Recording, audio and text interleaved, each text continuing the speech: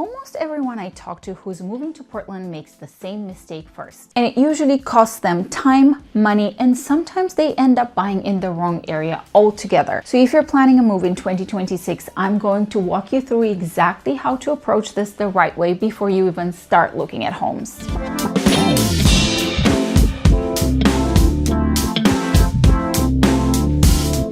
If we haven't met yet, I'm Daniela. I help people relocate to Portland Metro every single week, both on the Oregon side and Southwest Washington now. So if you're planning a move, comment move, or send me a message and I'll help you narrow down the best areas based on your budget and lifestyle. The biggest mistake people make is starting with, where should I live? Instead of asking, how do I want to live? Because Portland is not a one thing. Living in downtown Portland versus Beaverton versus West Linn versus Vancouver are completely different lifestyles. If you skip this step, you're going to waste time looking at homes that don't actually fit your day-to-day life. So how to actually decide? Here is how I walk my clients through it. First, we talk about commute and daily anchors. Do you need to get into downtown? Are you fully remote? Do you need access to major employers like Nike or Intel? That alone can eliminate half of the map. Second, the type of neighborhood you want. Do you want walkability or do you want space? Older charm or newer construction?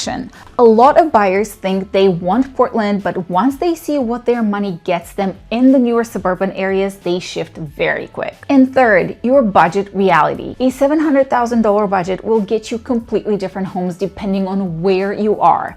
In some areas, that's older or smaller. In others, that's newer and more space. If you don't understand that upfront, you're going to feel like everything is overpriced and you will end up being very disappointed. Now let's break down the areas. Let's go through the main areas my relocation clients are actually choosing and who each one is really for. West Linn and Lake Oswego, these are higher end, more established suburbs. You're going to see stronger schools, quieter neighborhoods, and a more polished overall feel. Homes tend to be older but well maintained and inventory is tighter. This is where buyers go when they prioritize stability, schools, and a long-term value. The trade-off here is price. You are paying a premium to be here and you are not getting a lot of new construction either.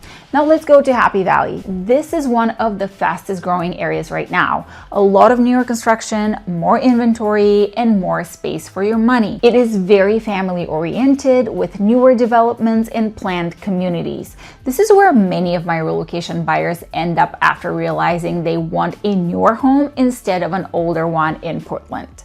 The trade-off is less walkability, a more suburban feel overall. Now let's go to Beaverton. Beaverton is one of the most balanced areas in the entire metro. It's close to major employers, especially Nike, and it offers a mix of older homes, updated homes, and some newer developments. It checks a lot of boxes: location, schools, convenience, and relatively good value compared to some surrounding areas. Because of that, it's also one of the most competitive areas. Homes move very quick here because it appeals to a wide range of buyers. Now let's look at Hillsboro. Hillsboro tends to offer more affordability compared to Beaverton, along with more newer construction and larger developments.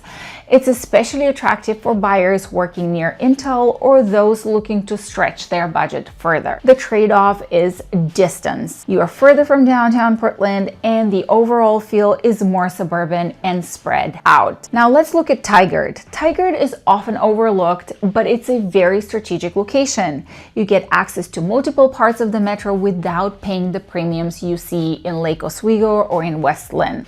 Homes here tend to be more affordable relative to nearby areas, and it's a solid choice for buyers who want convenience and flexibility. It's not as polished or high-end as some neighboring cities, but that's exactly why the value is there. Now let's go to Portland proper. Portland varies heavily. It's where people get this wrong the most. Portland has some very desirable neighborhoods with walkability, character homes, and access to restaurants, culture, great schools. But not all areas are the same. Two neighborhoods just a few minutes apart can feel completely different in terms of safety, upkeep, and overall lifestyle. This is why choosing Portland without narrowing it down can lead to very bad decisions. Now let's go to the other side of the river, Vancouver, Washington. This is where a lot of Oregon buyers are going right now. The biggest driver is no state income tax, and I have a specific video talking about Oregon taxes versus Washington taxes. If you want to check that out, it's on my channel. In Vancouver, you get generally more house for your money. There is a wide range of neighborhoods from newer developments to more established areas. The trade-off here is the commute if you are working in Portland. The overall feel can vary significantly depending on where you are. For buyers focused more on financial strategy, maximizing their budget, this is often a top choice. Now let's go to Camas, Washington. Camas is one of the most in-demand areas on the Washington side right now, especially for buyers relocating from out of state. It has a more polished, high-end feel compared to a lot of Vancouver. The downtown area is small but very charming, and the schools are a big draw. You will also see a lot of newer construction mixed with established neighborhoods. This is where buyers go when they want Washington tax benefits, strong schools, a cleaner, more upscale suburban feel. The trade-off is price. Camas is not the cheap option anymore. You're paying a premium compared to other parts of Southwest Washington, but many buyers feel it is worth it.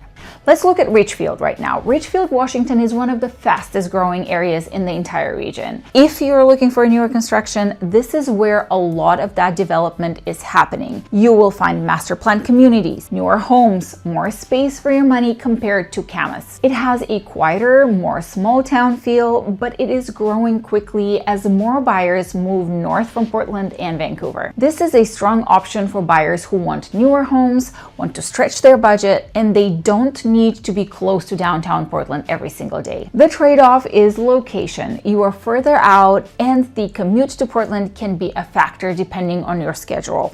So when people say Vancouver, what they really mean could be Vancouver, Camas, Ridgefield, or any of the surrounding areas, and they all feel completely different. Now let's talk about what people get wrong. Most people start with the general idea, I want Portland, but once we go through their lifestyle, their budget, their priorities, they realize they actually belong somewhere completely different.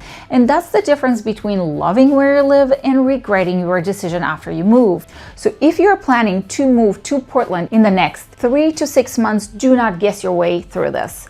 I help people go through this exact same process every single day, figuring out where they should be before they even start looking at homes. So if that's you, comment move or send me a message and I'll help you narrow this down based on your budget and your timeline and how you actually want to live.